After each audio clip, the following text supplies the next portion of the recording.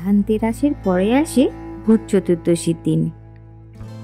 এই ভূত চতুর্দশীর দিন কেন 14টা প্রদীপ জ্বালাতে হয় জানেন? চলুন আজ জেনে নিই।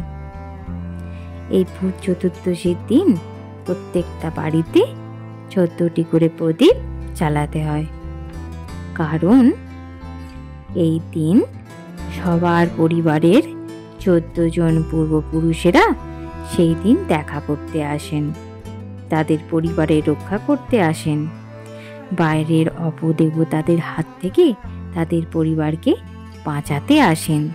তাই প্রত্যেকটি ঘরে ঘরে সেই দিন 14টা প্রদীপ জ্বালানো হয়, যাতে পূর্বপুরুষেরা সেই প্রদীপের আলো দেখে তাদের মার্গদর্শন করে ঠিক জায়গায় আসতে পারেন। জয় শ্রীকৃষ্ণ, জয় রাধারানীর জয়, জয় জগন্নাথ। ভিডিওটি ভালো লাগলে লাইক, শেয়ার এবং সাবস্ক্রাইব অবশ্যই করবেন।